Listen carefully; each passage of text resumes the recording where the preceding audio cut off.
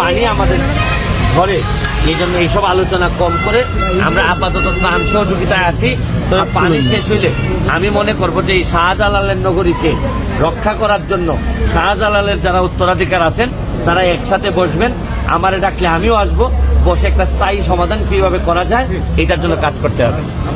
আচ্ছা ভাই একটা বিষয়, সেটা হচ্ছে আমরা দেখছি যে বন্যায় তো আসলে রাজনৈতিক দলগুলো আসলে সবার আগে ঝাঁপিয়ে পড়ে আমরা দেখেছি, কিন্তু এবার আওয়ামী লীগ বিএনপি বিশেষ করে আওয়ামী লীগ ক্ষমতাসীন দল তাদের কোন নেতাকর্মী কোন সংগঠন আমরা নামতে দেখিনি, এটা আসলে কি বলবেন? এখন এটা তো দলীয় সিদ্ধান্ত।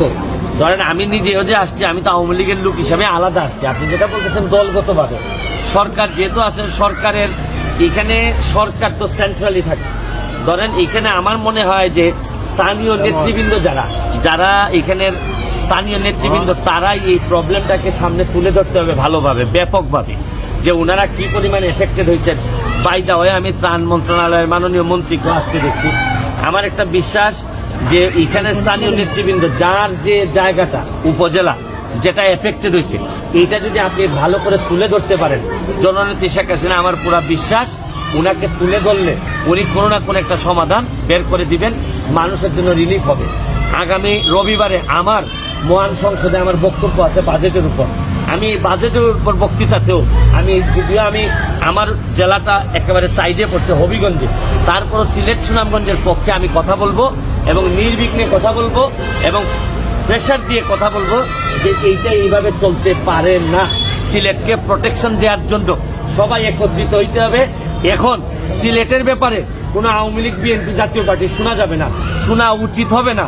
সিলেটকে সেভ করার জন্য সবাই একসাথে ঝাঁপাই পড়তে হবে, এটা আমার পরিষ্কার।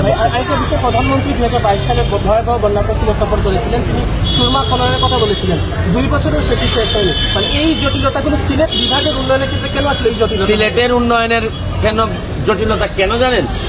সিলেটের আমি সহ আমরা নেতারা হচ্ছে কিছুটা আমরা নিজেদের বাইরে চিন্তা করতে পারি না। যদি চিন্তা করতে পারতাম তাইলে 6 লেন হচ্ছে গিয়ে সারা বাংলাদেশের সবার পরে আমাদের 6 লেন, এখনো 6 লেনের কাজই শেষ হয় নাই।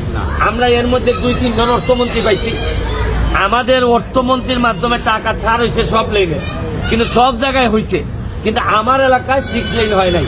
আপনাদের মনে আছে কিনা, কিছুদিন আগে বলছিলাম আমাদের এলাকার নেতারা যখন মন্ত্রী হন তখন দেখা যায় শ্বশুরবাড়ি সিলেটের বাইরে থাকে, যার কারণে শ্বশুরবাড়ির উন্নয়ন করতে করতে আর সিলেটের কথা অত মনে থাকে না।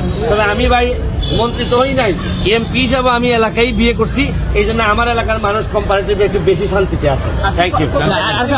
আপনি যে রবিবারে যে বক্তব্যটা রাখবেন, জি জি, সেখানে কি ইটনা মিটামনির বিষয়টা আসবে? আমি অবশ্যই বলবো। আমি কিন্তু বলছি না যে ইটনা মিটামইনের রাস্তার কারণে এই অবস্থা।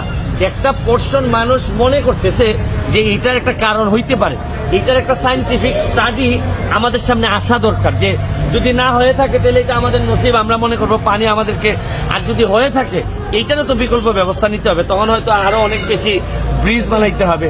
কি করা লাগবে এটা রাষ্ট্র বা সরকার জানে। থ্যাংক ইউ, ধন্যবাদ।